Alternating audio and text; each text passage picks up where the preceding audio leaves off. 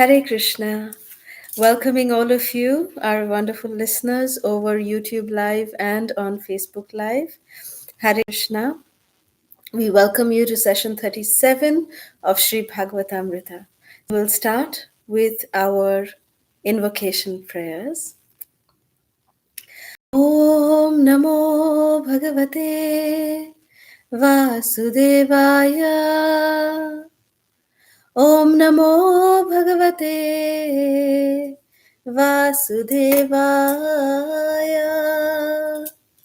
Om Namo Bhagavate Vasudevaya.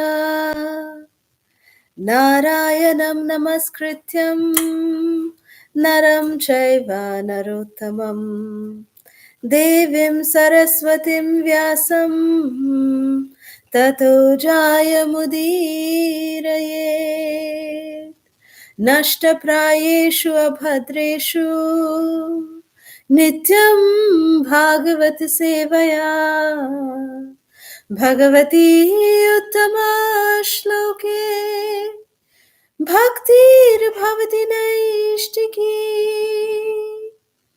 Krishnaya Vasudevaya Devaki Nandanaya Cha Nandagopakumaraya Govindaya Namo Namaha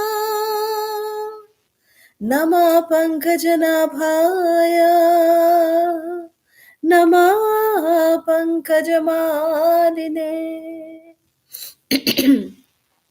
Nama Pankajanetraya Namaste Pankajangraye Hare Krishna Krishna Krishna Hare Hare Hare Rama Rama Rama Hare Hare Om Jnanatimirandhasya Jnananjana Shalakaya Chakshurun Militam Yena Tasmai Shri Gurave Namaha Nama Om Vishnupadaya Krishna Presthaya Bhutale Srimate Radhanath Swaminiti Namine Nama Om Vishnupadaya Krishna Presthaya Bhutale Srimate Jayapataka Swaminiti Namine Nama Acharya Padaya Nitai Kripa Pradayine Gaurakatha Dhamadaya Nagara Gramatarine Nama Vishnupadaya Krishna Presthaya Bhutale Srimate Bhakti Vedanta Swaminiti Namine Namaste Saraswati Deve Gauravani Pracharine Nirvishesha Shunyavadi Paschatya Deshatarine Jai Shri Krishna Chaitanya Prabhu Nityananda Shri Advaita Gadadhar Shrivasadi Gaura Bhakta Vrinda Hare Krishna Krishna Krishna Hare Hare Hare Rama Rama Rama Hare Hare Mukham Karoti Vachalam Pangur Langayate Girim Yat Kripatamaham Vande Shri Gurung Dinatarinam Paramananda Madhavam Sri Chaitanya Ishwaram. Hare Krishna. So we would like to start today's session of Sri Bhagavatamrita. Today we will complete this sixth canto of Srimad Bhagavatam. So we will start with chapter 17, which is entitled Mother Pārvatī curses Citraketu. The participants of the quiz today we will announce at the end of the session. So please stay tuned. So chapter 17, which is entitled Mother Pārvatī curses Citraketu. So this chapter describes Citraketu's receiving the body of an asura. That why did he actually receive the body of an asura or a demon? It was because of the curse of Mother Pārvatī, which he received from Mother Pārvatī, the curse, because of joking with Lord Shiva. So the chapter starts, text 2 and 3, it starts by saying, Shukadev Goswami is saying to Parikshit Maharaj, that being praised by great sages and saints and by the inhabitants of the Siddhaloka and the Charana Lokas, Citraketu, the most powerful mystic yogi, wandered about enjoying life for millions of years. Now this is after Citraketu had an audience with Lord Sankarshan. He met with the Supreme Lord face to face, and the Lord had instructed him. So, with bodily strength and senses free from deterioration, he traveled within the valleys of Sumeru mountain, which is the place of perfection for various kinds of mystic power. In those valleys, he enjoyed life with the women of the Vidyadhara Loka by chanting the glories of the Supreme Lord Hari. So Srila Prabhupada says in the purport to this particular verse, he says that it is to be understood that Maharaj Citraketu, that although he was surrounded by these heavenly damsels of the Vidyadhara Lokas, they were apsaras from the Vidyadhara Lokas, and there were so many of them.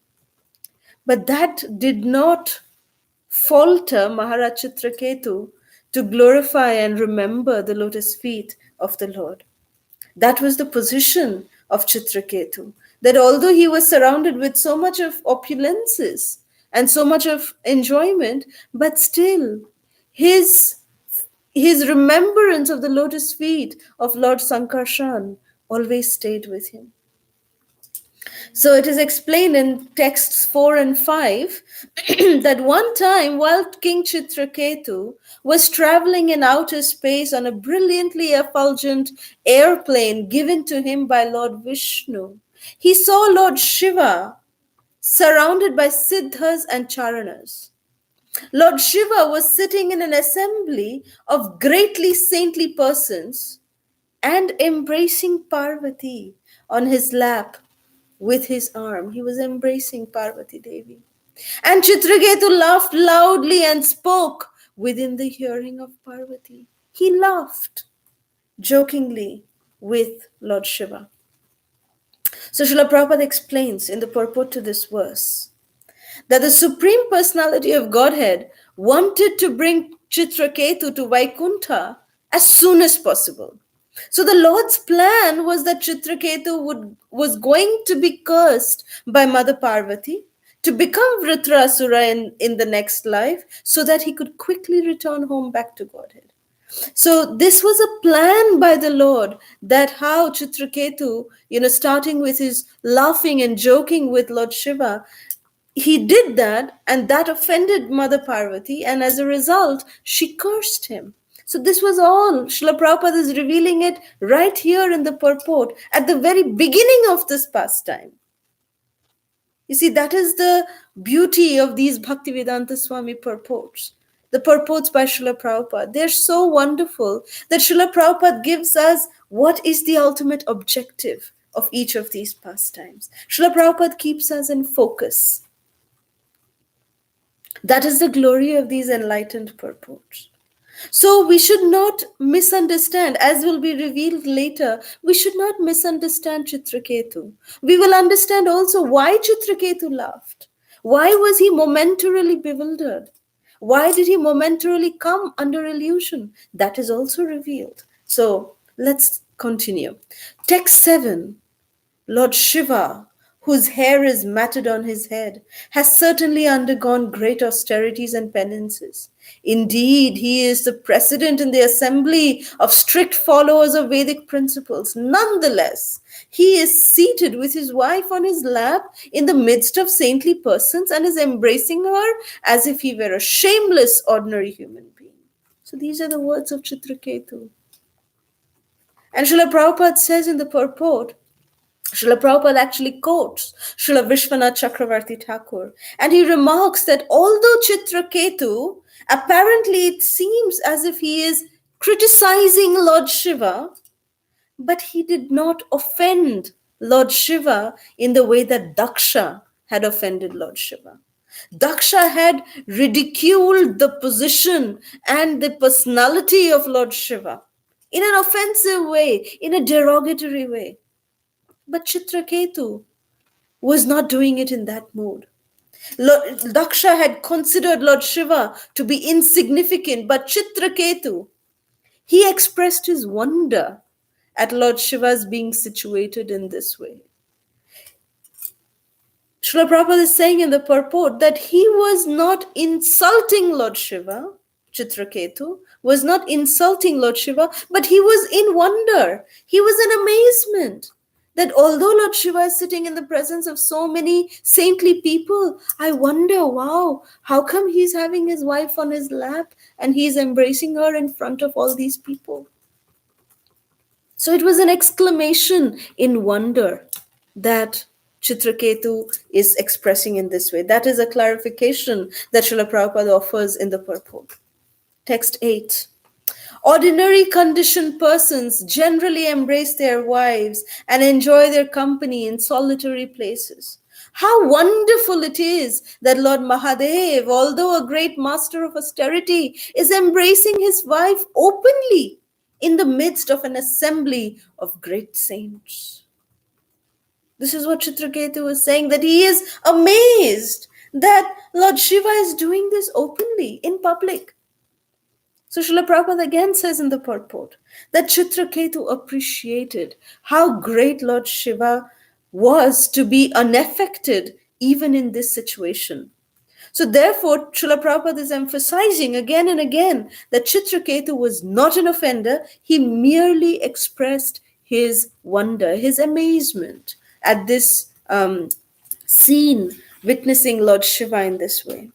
So text 9, Srila Shukadev Goswami continued, My dear king, after hearing Citraketu's statement, Lord Shiva, the most powerful personality whose knowledge is fathomless, simply smiled and remained silent.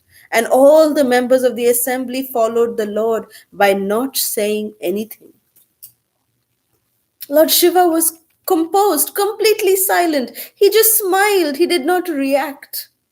Lord Shiva. And seeing the way that Lord Shiva reacted, nobody else who was present in that assembly, nobody said a word to Citraketu. But Pārvatī Devi, she could not tolerate this. She felt that this was an insult to her and to her husband. So in text 10, not knowing the prowess of Lord Shiva and Parvati, Citraketu strongly criticized them. His statements were not at all pleasing, and therefore the goddess Parvati, being very angry, spoke as follows to Citraketu, who thought himself better than Lord Shiva in controlling the senses. That's what Pārvatī Devi thought.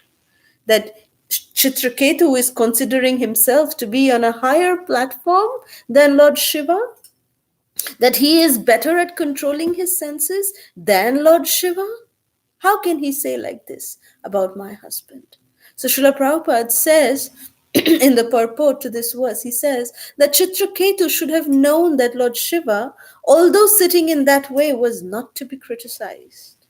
The difficulty was that Citraketu, having become a great devotee of Lord Vishnu, was somewhat proud at having achieved Lord Sankarshan's favor, and therefore he thought that he could now criticize anyone, even Lord Shiva. So this kind of pride in a devotee is never tolerated. A Vaishnava should always remain very humble and meek and offer respect to others. So this is why, for even a moment, Citraketu actually got bewildered, and he apparently criticized Lord Shiva, because he had a tinge of pride in him. The way Lord Sankarshan, Lord Vishnu, had come and given him a personal audience,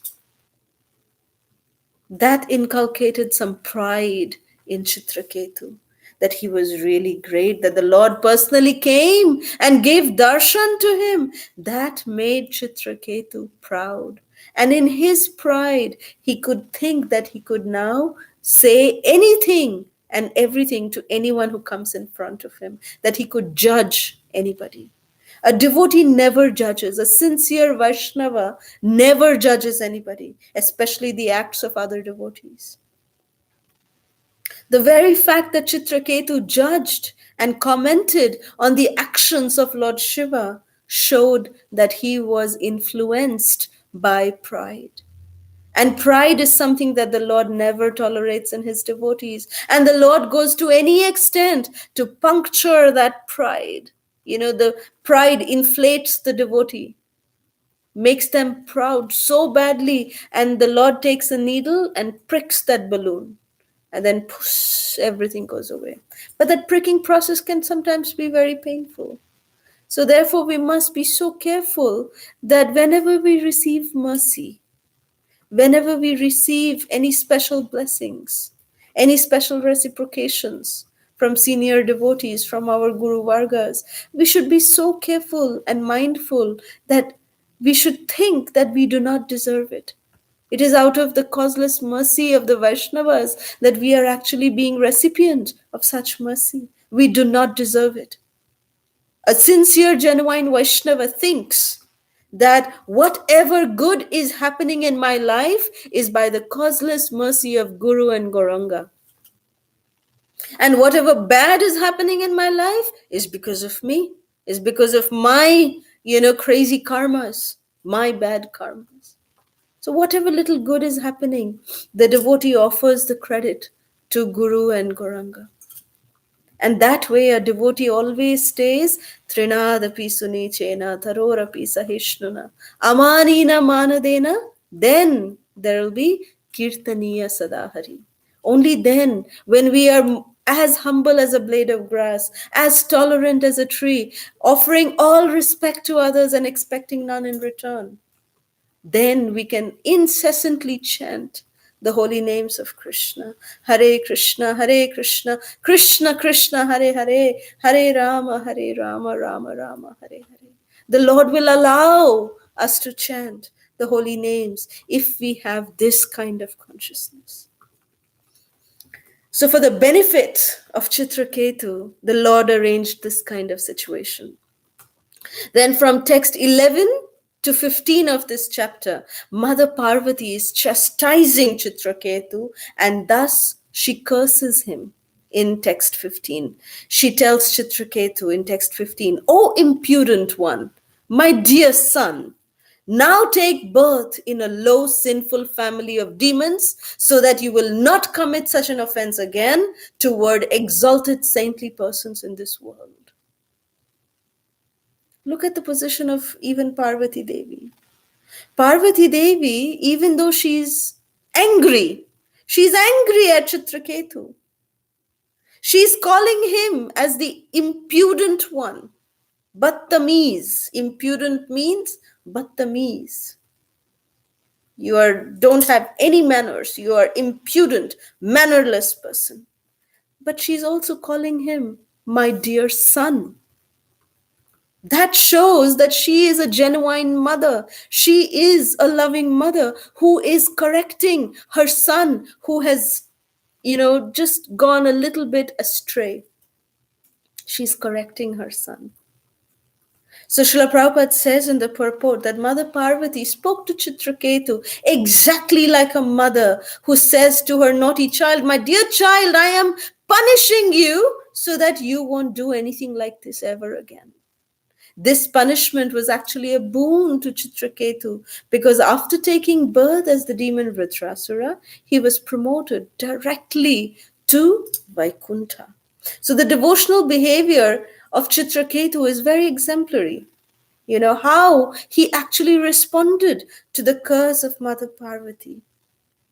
It is said that as soon as Mother Pārvatī uttered these words, in text 16, Citraketu actually comes down from his aeroplane that Lord Vishnu himself had gifted to Citraketu. He comes down from that aeroplane, means he gives up his pride. He now comes down to the platform of, being on the same level, being on the ground level. He's not flying in his pride anymore.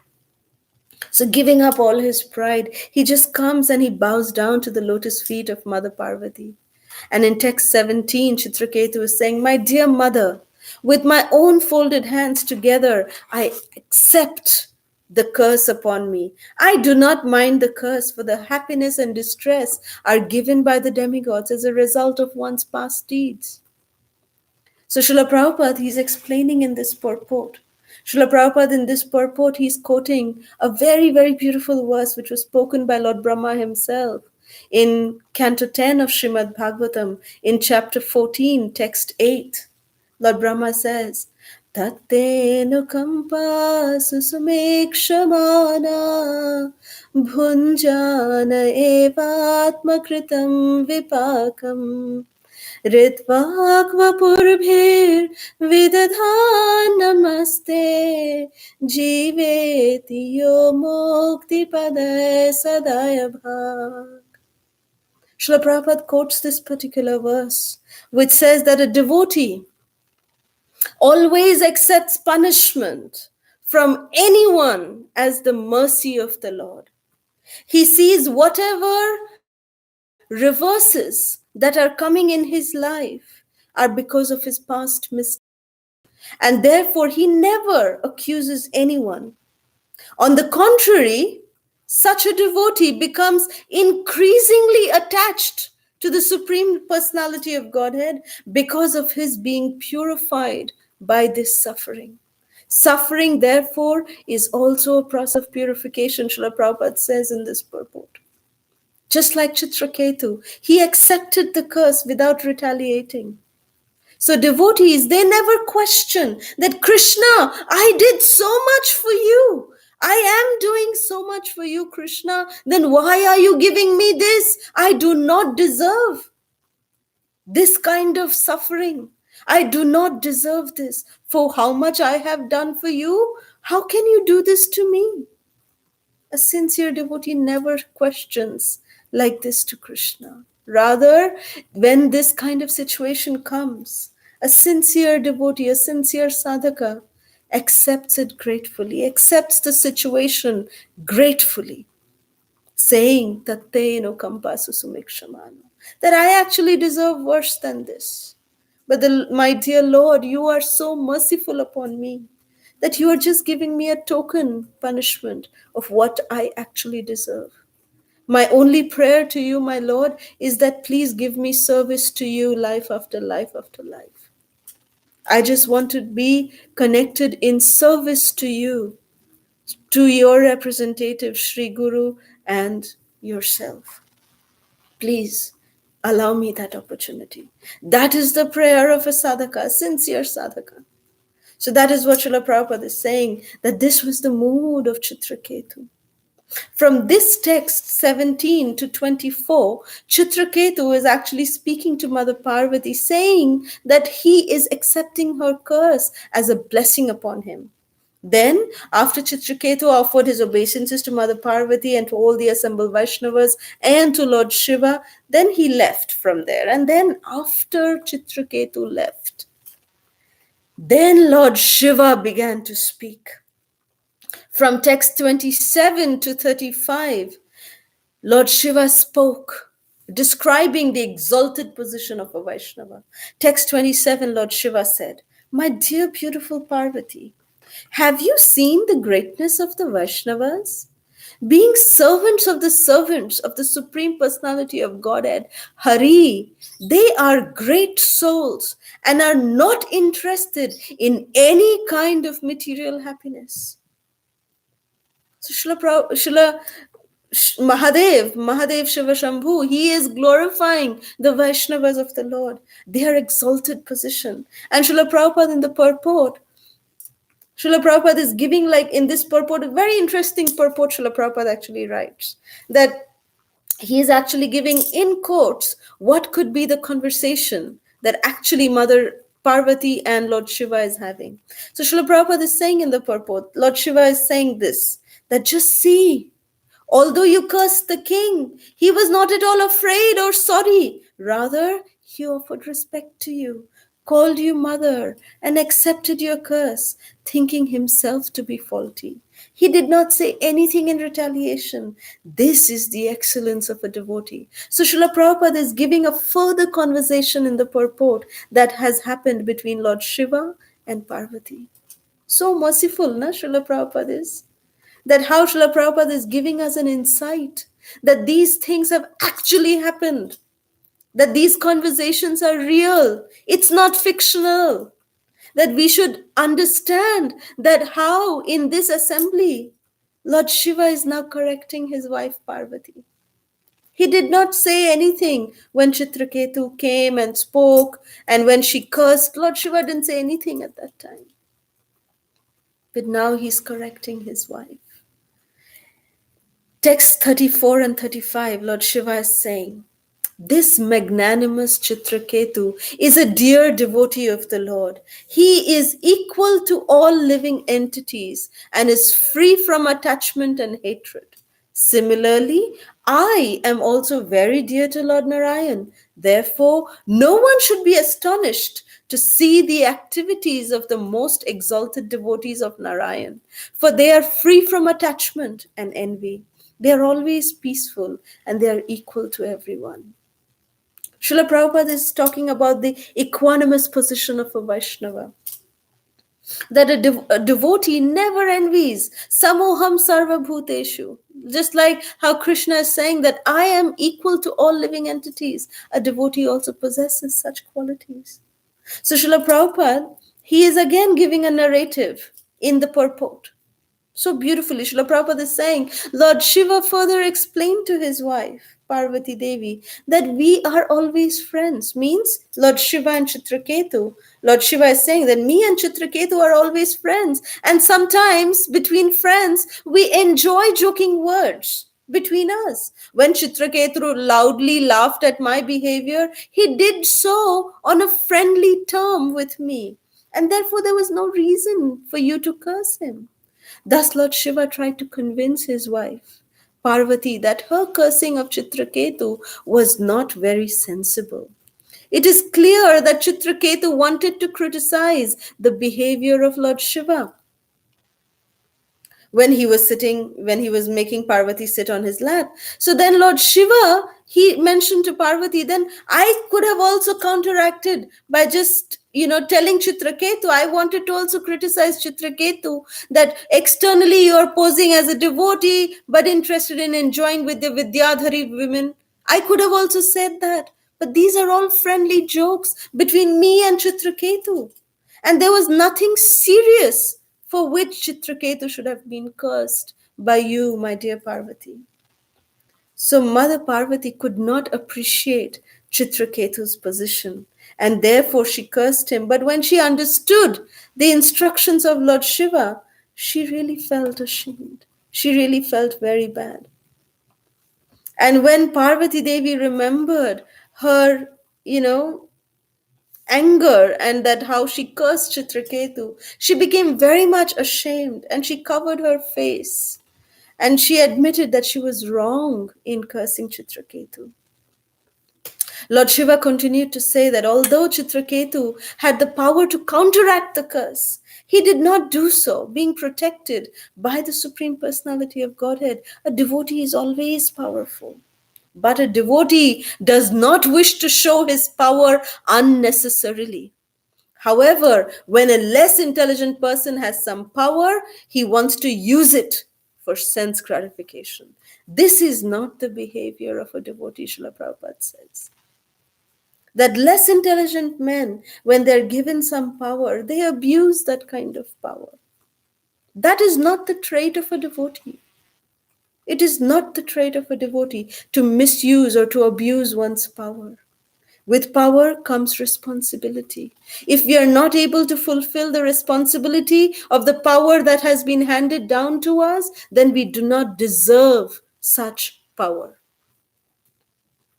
Because with power comes responsibility. So this was the verdict given by Lord Shiva. And text 40. So, Lord Shiva here, he is actually telling Mother Parvati that although, this whole thing is actually a plan of Lord Vishnu himself, that you cursing, first of all, Citraketu joking at me, and then you getting angry and you cursing him, and then, Citraketu accepting it, him being born as Vritrasura in the next life, and then him going back home, back to Godhead. I mean, this is all Lord Vishnu's plan, no doubt about it.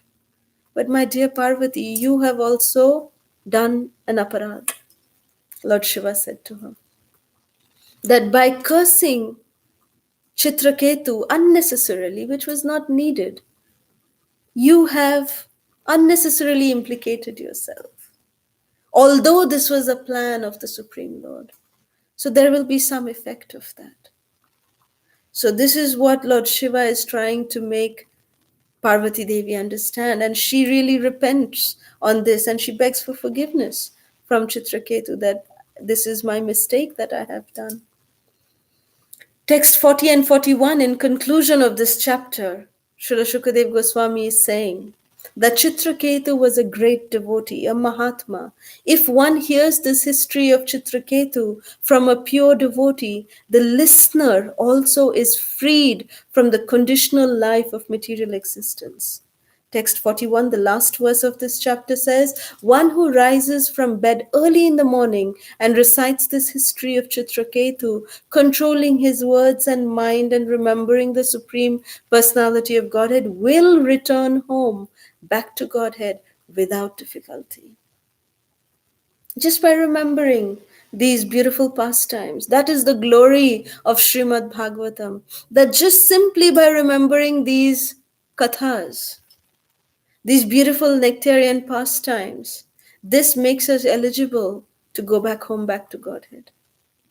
You see, when we are listening, Shravanam, then we should understand it. And then when we repeat it, when we do kirtanam of it, then from such repetition comes smaranam. Then we can remember.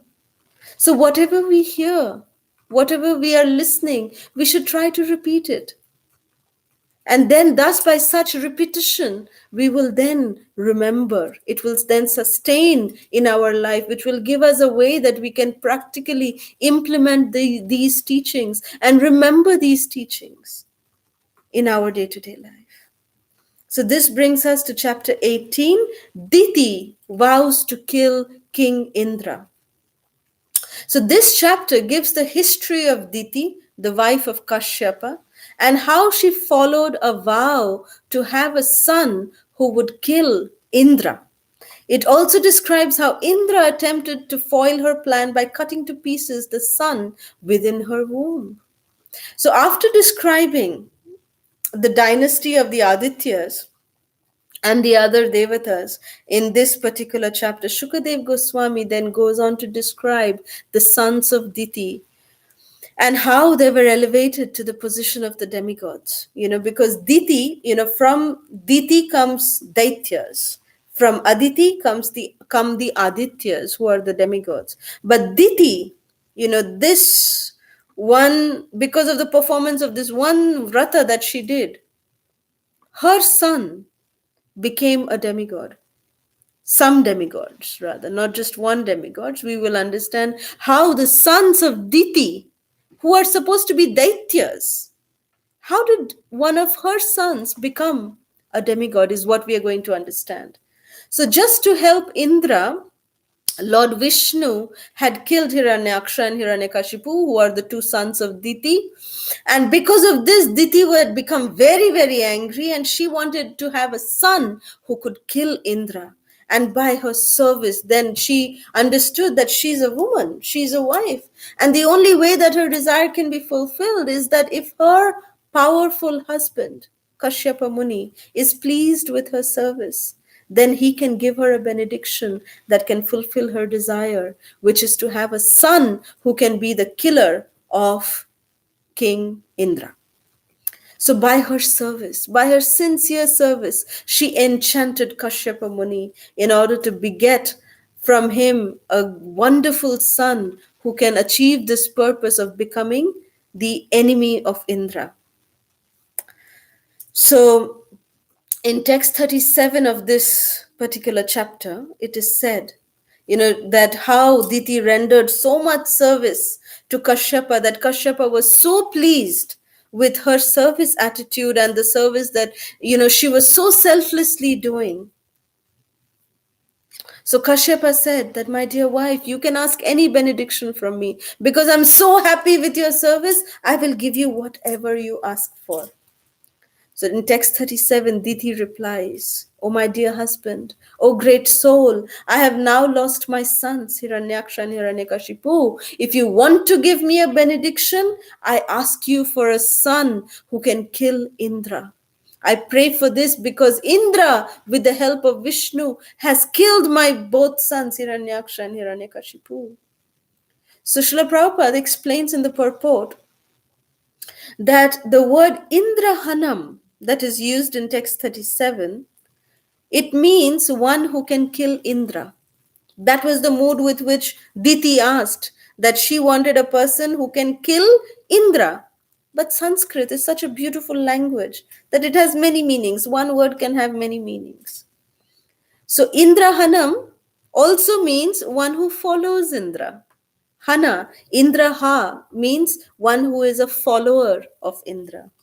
So however, she requested a son who would kill Indra, Kashyapa actually started feeling so guilty that how could he fall trap to this request of Diti? And he advised, to get out of this difficult situation, he advised Diti something very spiritual, which would achieve, the best results, which would be beneficial for Diti herself. So Kashyapa Muni gave her the Vaishnava ritualistic ceremony called as the Payurvrata to purify herself. So text 43, Kashyapa Muni concluded, Diti is eager to have a son who can kill Indra. Since she is a woman after all and is not very intelligent, I shall train her in such a way that instead of always thinking of how to kill Indra, she will become a Vaishnavi, a devotee of Krishna. If she agrees to follow the rules and regulations of the Vaishnava principles, the unclean core of her heart will certainly be cleansed. So this is the process of devotional service, that anyone can be purified by following the principles of devotional service in Krishna consciousness. That it is so powerful, Krishna consciousness is so powerful that it can transform anyone to become a topmost Vaishnava. So when Diti, following the instructions of Kashyapa Muni gave her all the instructions that she needs to follow. In very detail, it is explained. So after explaining all of that, Diti actually followed all those, instructions very, very carefully. And she followed this vrata called as the Puṁsavana vrata or the Payo vrata. And in the meantime, Indra got word that Diti is doing this kind of an austerity, that she wants to get a son who is going to be the enemy of Indra. So Diti was the aunt of Indra. His mother's sister was Diti. So to serve his aunt by being very close to her, not with the mood to actually serve her, but with the mood that he wanted to see that this Diti is now my auntie. She's doing this very, difficult tapasya. So as soon as she slips, because Kashyapa Muni had given one condition, he had said that if you fail to follow any regulative principle, then you will have a son who will be the friend of Indra. He had said that to her. So Indra, because he wanted to see if Diti fails, then he is going to now come and just destroy that child in the womb. So that's why he used to always stay close to her, and he would serve her externally by bringing her kusha grass, by bringing flowers to her and bringing all other paraphernalia. And one day, Indra got the opportunity that she deviated from one of her devotional practices. Text 60 is saying that having grown weak and thin because of strictly following the principles of this Payovrata, Diti once unfortunately neglected to wash her mouth, hands, and feet after honoring Prasad and went to sleep during the evening twilight, during the dusk. 61. Finding this fault, Indra, who had mystic powers of yoga siddhis, he had anima, laghima, he became smaller than the smallest and he entered Diti's womb while she was unconscious and she was fast asleep. Indra entered the womb of Diti. Text 62, after entering Diti's womb, Indra, with the help of his thunderbolt, he cut into 7 pieces the embryo, which appeared like glowing gold, the embryo of Diti, it is explained that it appeared like growing gold, and Indra with his thunderbolt, he cut them into 7 pieces. In 7 places, 7 different living beings began crying, and Indra told them, do not cry, do not cry. And he then further cut those 7 pieces into 7 more pieces each. So 7 times 7, he made them 49. So text 63. O king, being very much aggrieved, they pleaded to Indra with folded hands, saying, Dear Indra, we are the Maruts, your brothers. Why are you trying to kill us? Hey! I heard this lecture from Srila Jayapataka Swami Guru Maharaj. He's saying, in a very beautiful language, he said that when Indra was chopping them like this 49 pieces, they were waving out to Indra. He said, hey, Indra, don't kill us. We are actually your friends. We are not your enemies. We are your brothers. It was very sweet the way Jayapataka Maharaj said that. So anyways, then text 64, when Indra saw that actually they were his devoted followers, he said to them that if you are my brothers, you have nothing to fear from me. So in this way, the 49 Maruts appeared. But because Diti had performed this Payovrata to please Lord Vishnu, all the sons became Vaishnavas. And when Diti woke up, she saw that Indra was standing there, and there were 49 different personalities, so bright, so effulgent, who were standing in front of her when Diti woke up. And Diti said, my dear Indra, who are these 49 people? And Indra said, my dear mother, I have to now explain what I did. So in text 76, Indra is accepting.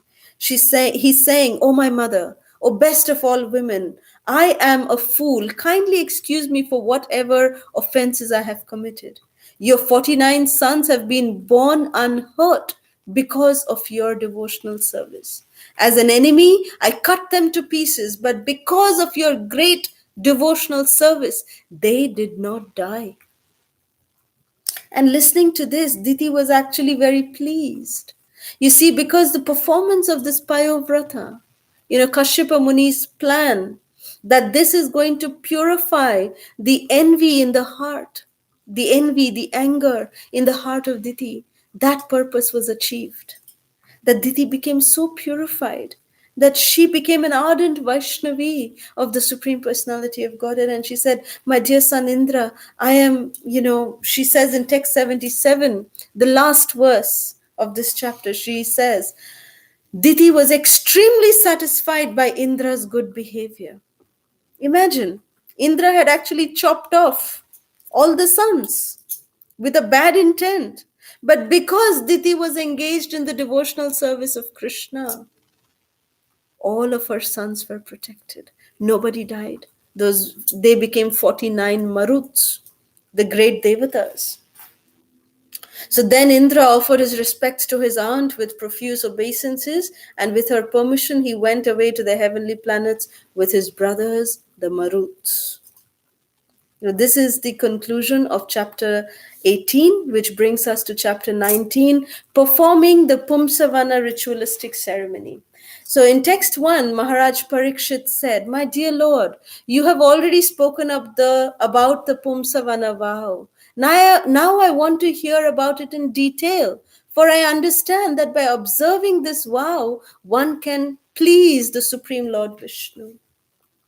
So then, there are very few verses in this chapter.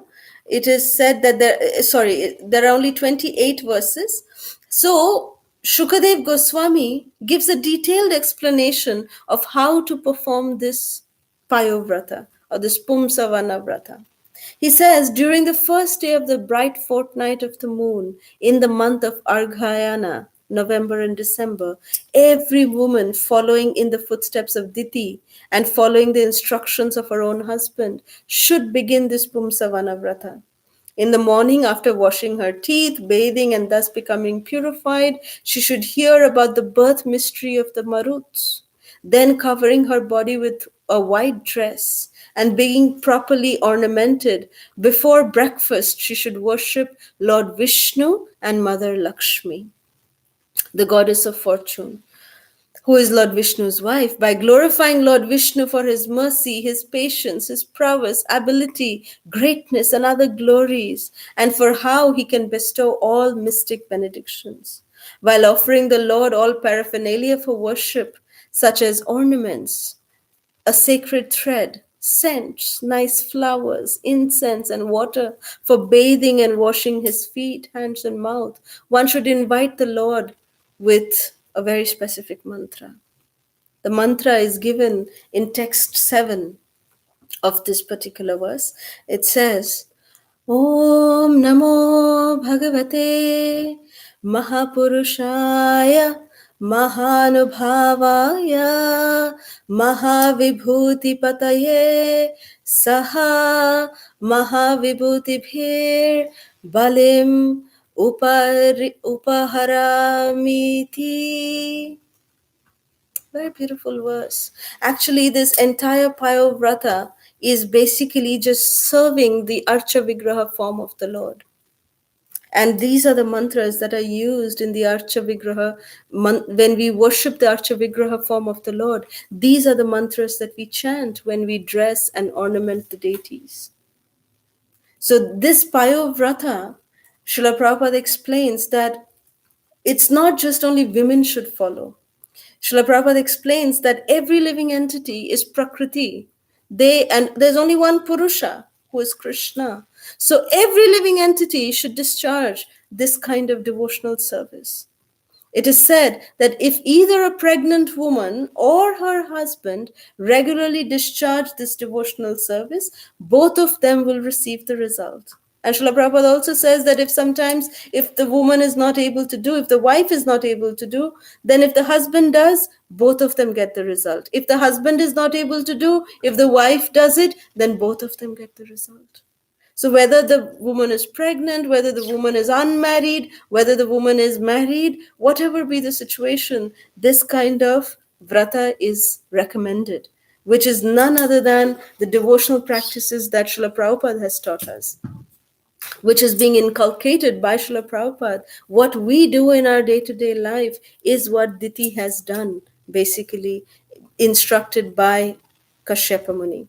So the conclusion in text 26 and 28, 26 through 28, the last verses of this chapter, it is said, Shukadev Goswami is saying that if an unmarried girl observes this vrata, she will be able to get a very good husband. If a woman who is avira, means who has no husband or no son, executes this ceremony, she can be promoted to the spiritual world. A woman whose children have died after birth can get a child with a long duration of life and also become very fortunate in possessing wealth.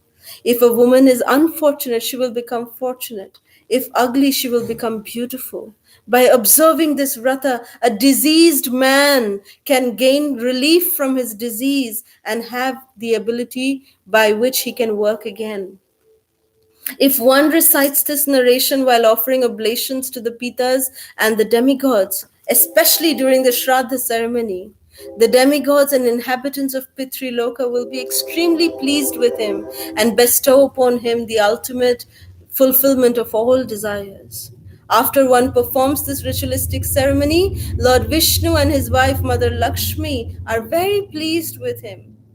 O King Parikshit, now I have completely described how Diti performed this ceremony and had good children, the Maruts, and she led a happy life.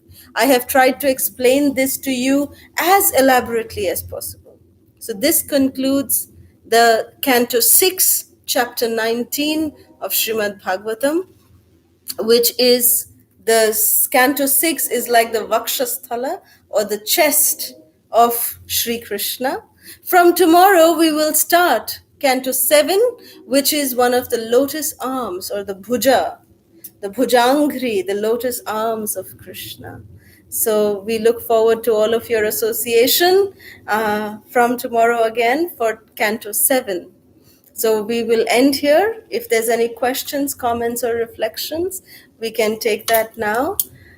And before we take any questions, we would like to announce the participants for yesterday's quiz. So from YouTube, we would like to congratulate the following devotees for participating in the quiz session yesterday. From YouTube, we have Janeshwar Gauranga Prabhu, Vrindavani Mataji, Vijeta Mataji, Shweta Suryanarayanan Mataji, Trilokini Sakhi Mataji, and Hari Krishna Maddali.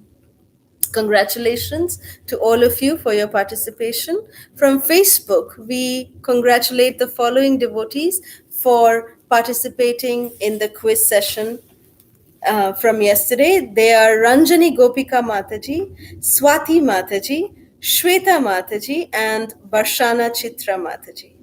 So thank you all once again for participating. So the quiz session for today, we have 8 questions for you.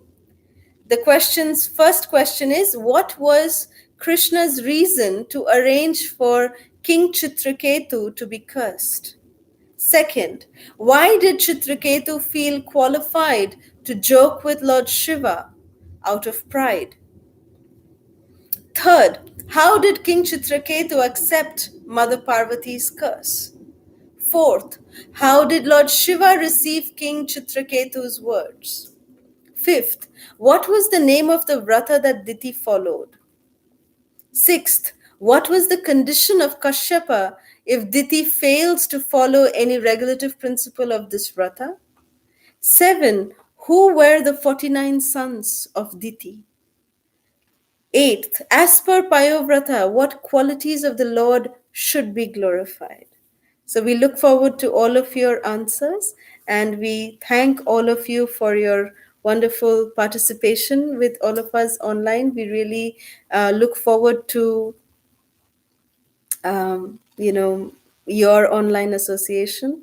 And I see Rupavati Kishori asking if we can share that lecture. We will definitely share that lecture with you, Kishori.